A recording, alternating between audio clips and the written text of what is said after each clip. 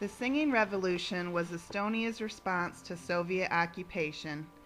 It showed the Soviet Union that Estonians would still proclaim their national identity and would not become Russified and lose their culture. Before we can talk about the Singing Revolution, we have to have an understanding of the social conditions and atmosphere of Estonia, leading up to the mid-1980s when the Singing Revolution took place. The small country of Estonia sits just between Russia and the Baltic Sea. Estonia has a long history of occupation. This piece of land was a gateway between Russia and Europe and was highly sought after by the Russians for trading purposes. At the beginning of World War II, Nazi Germany and Russia signed a non-aggression treaty called the Molotov-Ribbentrop Pact. This pact also had a secret protocol. It essentially divided up countries between Germany and Russia, declaring who was allowed to invade and occupy what territories. Russia was given the highly sought-after land of Estonia and invaded Estonia in 1940. The Estonian Soviet Socialist Republic was formed on July 21, 1940. Hitler and the Nazis went against their pact and invaded and occupied Estonia from 1941 to 1944. After World War II, the Soviet Union reoccupied Estonia and began a policy of introducing Russian culture, called Russification. Some Estonians could not bear to live under Soviet rule and decided to live in the forest and fight the Russians if they were discovered. These people called themselves the Forest Brothers. They practiced guerrilla warfare. These men were sent to Siberian prison camps and sentenced to years of hard labor when they were discovered. Many other Estonians who did not flee to the forest were also sentenced to hard labor. Thousands of Estonians were executed, deported, or simply just disappeared and never returned under Soviet rule. In the immediate years post-World War II, 20 to 30% of the Estonian population was lost. Women and children were also sentenced to labor camps during the Russian occupation of Estonia. This cruel treatment went on for numerous years. However, the people of Estonia were patient and bided their time to deliver their message to Russia. The Soviet occupation lasted 50 years. Estonians found that they were still able to proclaim their national identity through the Estonian Song Festival that was held every 5 years. This festival is called Laulupidu. The festival dates back to 1869. Estonians from all over the country would come together in the town of Tallinn and sing choral music together as one country.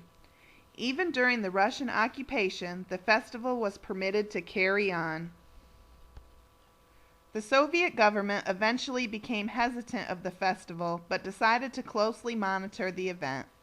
The Soviets declared that only songs proclaiming praise for the Soviet Union were allowed to be sung.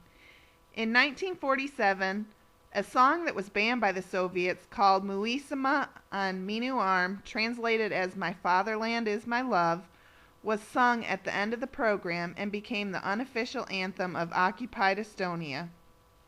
The Estonians continued to sing their unofficial anthem at the close of each festival, even though it was not permitted by the Soviet leadership. Here is an excerpt from Muisama on Minu Arm.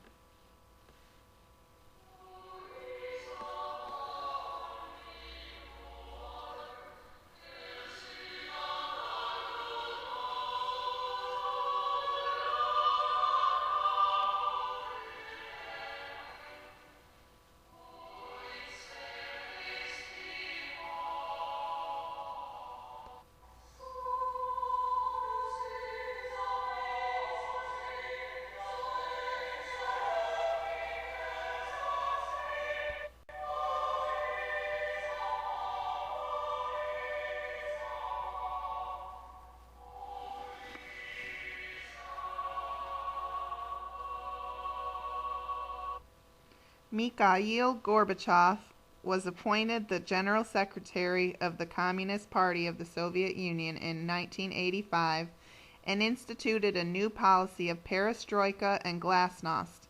This basically gave citizens the right for free speech against the Communist Party without fear of reprisal.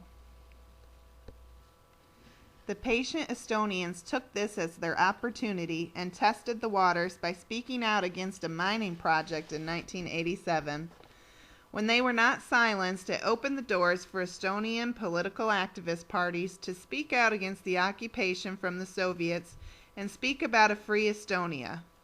Enter the singing revolution.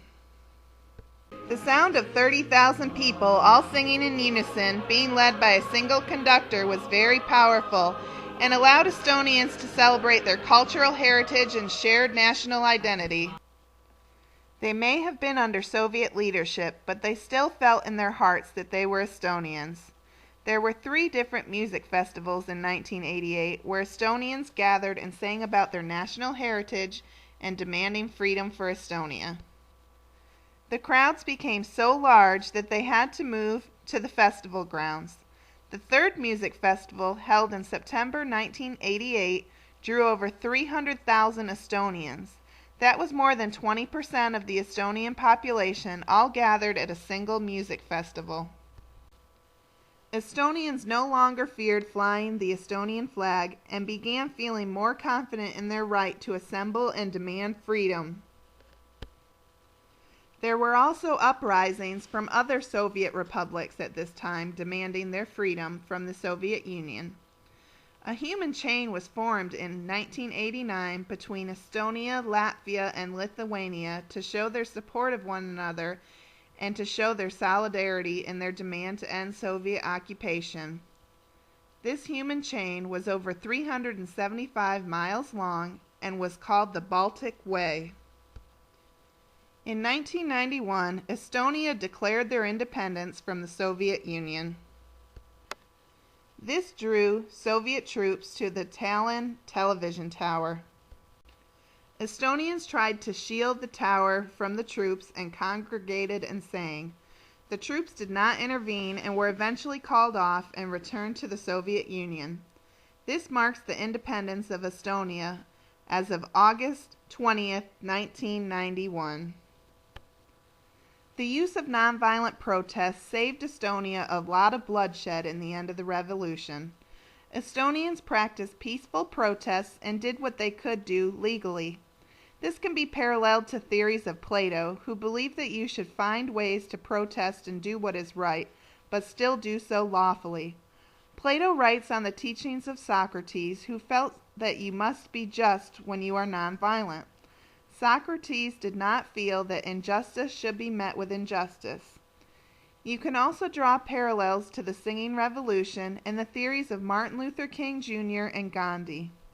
King believed that the movement must be stronger than one individual person. He and Gandhi also felt that one must be willing to give up their life if necessary for the cause. I think that the people of Estonia knew that they took risks with their lives going against the Soviet army. With nothing but their voices and their songs, they stood in front of troops singing to protect the TV tower. They were willing to sacrifice for the cause. The singing revolution and Estonia's cultural identity had wide-scale support from all generations and people from all over the country.